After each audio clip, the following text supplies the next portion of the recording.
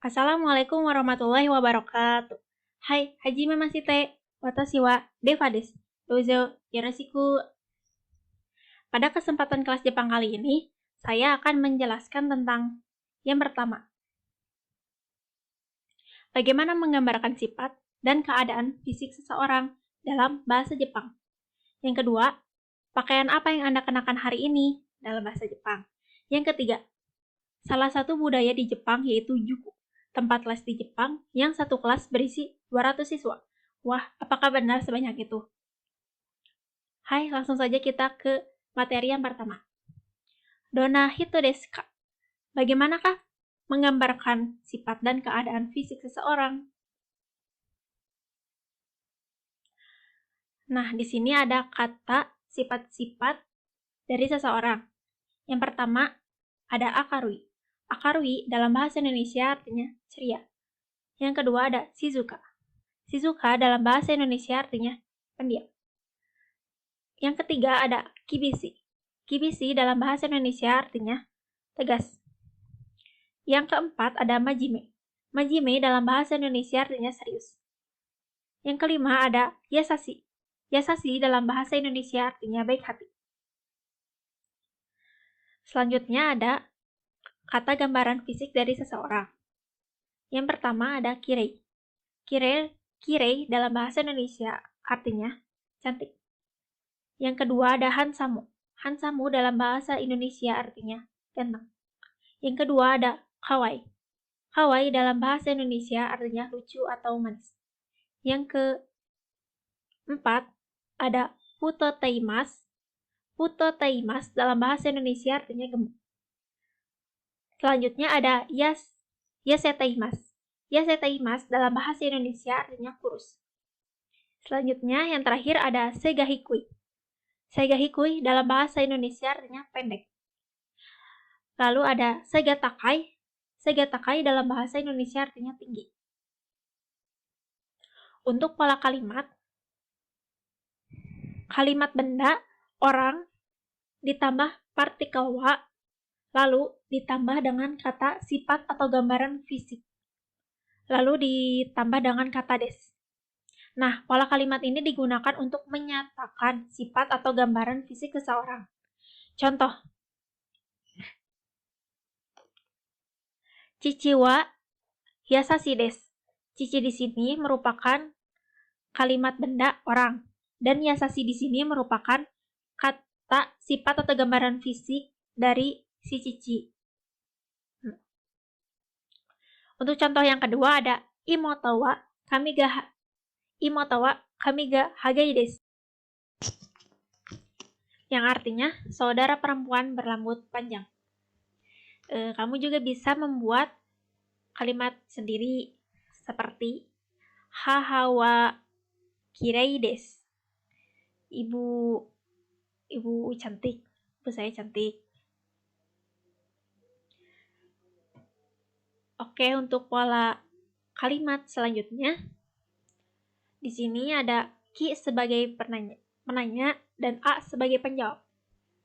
Ki, kalimat benda nama keluarga orang lain, lalu ditambah dengan kalimat wa dona hito desu ka. A, kalimat benda nama keluarga sendiri, lalu ditambah dengan partikel wa, lalu ditambah dengan kata sifat atau gambaran fisik seseorang tersebut, lalu ditambah dengan kata des. Nah, pola kalimat ini digunakan untuk menanyakan fisik seseorang. Contoh, ki, onisan wa dona hito desu ka? A, ani wa seiga takai desu. Selanjutnya kita masuk ke materi yang kedua. Dona fuku wo kitaimasu ka? Pakaian apa yang Anda kenakan hari ini?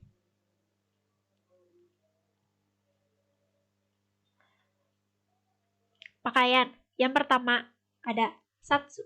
Satsu dalam bahasa Indonesia artinya kemeja. Yang kedua ada tisatsu. Tisatsu dalam bahasa Indonesia artinya kaos. Yang ketiga ada jaketo. Jaketo dalam bahasa Indonesia artinya jaket. Yang keempat ada zubon. Zubon dalam bahasa Indonesia artinya celana. Yang kelima ada sukato. Sukato dalam bahasa Indonesia artinya rok. Selanjutnya ada aksesoris. Yang pertama ada bosi. Bosi dalam bahasa Indonesia artinya topi. Yang kedua ada kutsu. Kutsu dalam bahasa Indonesia artinya sepatu. Yang kedua ada megane.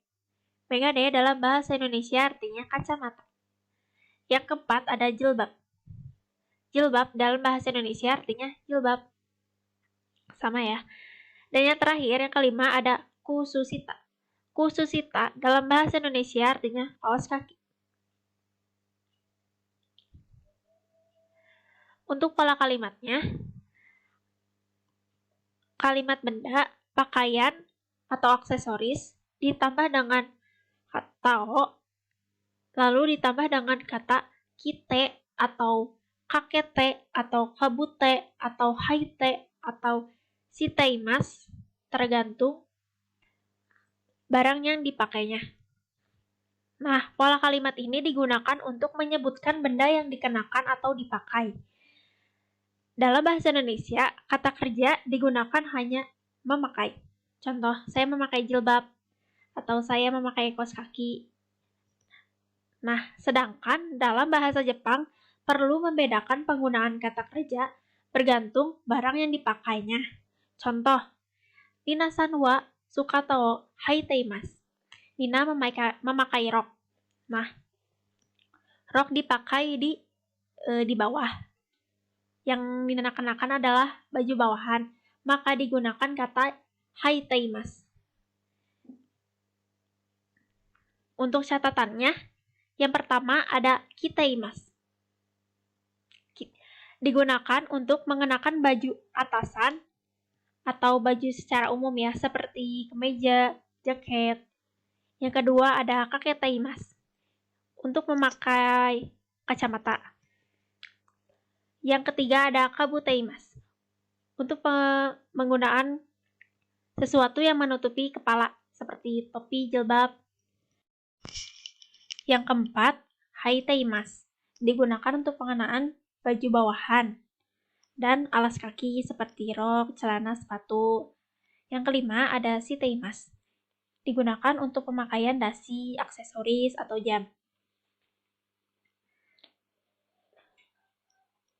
Nah, contoh kalimat lain seperti Deva-san wa jilbab o kabuteimasu.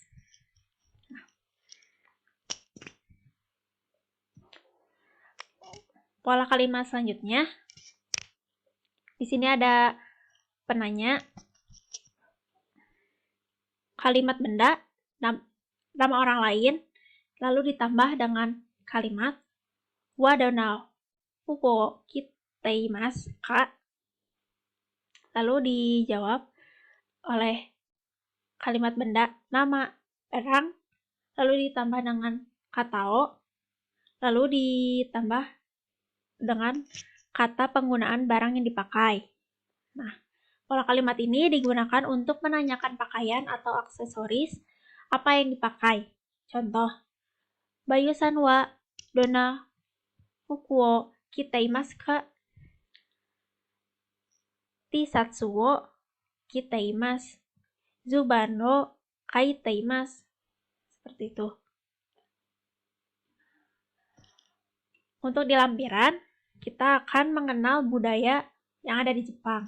Namun, pada kesempatan kali ini, saya akan menjelaskan tentang budaya Jepang. Salah satu budaya Jepang yaitu juku. Juku. Apa itu juku? Apa yang Anda lakukan sesudah selesai jam sekolah? Bila Anda mencari tempat les yang bagaimana yang Anda pilih? Apakah juku berhubungan dengan budaya pendidikan di Jepang? Budaya juku di Jepang. Kebanyakan siswa SMA Jepang setelah selesai mengikuti kegiatan belajar di sekolah, mereka mengikuti bimbingan belajar atau les di luar sekolah. Tempat les seperti ini disebut juku. Nah, anak-anak yang mengikuti les ini paling banyak adalah anak-anak kelas 3 atau kelas 12. Mereka mengikuti kegiatan belajar ini untuk ujian semester, dan persiapan ujian masuk perguruan tinggi.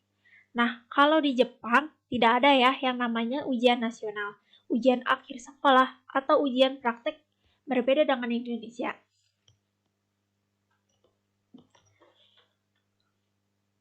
Berapa banyak siswa yang mengikuti Juku dalam satu kelas? Ada tempat les yang jumlah peminatnya sedikit, dan ada juga tempat les yang jumlah peminatnya sangat banyak. Dalam satu kelas bisa mencapai 200 orang siswa, sehingga pengajarnya harus menggunakan mikrofon. Anak-anak biasanya memilih tempat les yang tenaga pengajarnya sudah terkenal, memiliki kemampuan mengajar yang profesional. Tulisan Gen E Kigokaku yang ada di Juku. Siswa yang telah berhasil mengikuti tes ujian masuk perguruan tinggi akan diumumkan nama perguruan tingginya di papan pengumuman yang ada di Juku tersebut. Pengumuman ini bertujuan untuk promosi kepada siswa-siswa yang lain. Tulisan ini berada di dalam ruang kelas dibaca. Gen Eki Gokaku. Gen Eki Gokaku adalah siswa yang lulus SLTA langsung berhasil ujian masuk perguruan tinggi. Nah, jadi tulisan Gen Eki Gokaku ini merupakan sebuah motivasi untuk siswa-siswa yang sedang belajar di Juku saat itu juga. Mata pelajaran apa yang dipelajari di Juku? Mata pelajaran yang dipelajari di Juku adalah matematika, fisika, kimia, dan juga bahasa Inggris. Di Juku juga disediakan toko buku. Buku-buku yang dijual paling banyak buku-buku berisi soal-soal ujian sekolah atau soal-soal ujian persiapan masuk perguruan tinggi. Lama belajar di Juku. Kegiatan belajar di Juku dimulai kira-kira pukul 6, yaitu 16 atau jam 4 sore, yaitu setelah selesai kegiatan belajar di sekolah. Dan ini merupakan salah satu seorang siswa kelas 3 atau kelas 12 yang mengikuti kegiatan belajar di Juku. Dia mengikuti pelajaran di Juku mulai dari pukul 4 sore sampai pukul 10 malam. Jadi dia belajar di Juku selama 6 jam. Katanya, karena itu belajarnya menjadi 6 jam. Wah, berarti lama juga ya belajar di Juku. Belum juga belajar yang di sekolah gitu. Istirahat Juku di Jepang. Di salah kegiatan disediakan waktu istirahat pendek yang digunakan siswa untuk memakan snack atau makan panganan ringan di salah satu sudut ruangan di sekitar Juku gitu. Setelah itu kembali melanjutkan kegiatan belajar sampai larut malam. Nah, berarti mereka belajar sangat giat ya sampai larut malam gitu. Lalu, bagaimanakah dengan siswa-siswa di Indonesia? Apakah seperti ini? Bagaimana dengan kamu? Tulis ya di kolom komentar. Hai, mungkin segitu dulu dari saya. Mohon maaf bila banyak sekali kekurangan baik perkataan maupun tulisan tipe di sini. Mohon maaf karena di sini juga saya masih belajar. Mohon dimaklumi. Hai. Semoga pembelajaran kali ini bisa bermanfaat untuk yang nonton. Arigatou gozaimasu. Assalamualaikum warahmatullahi wabarakatuh.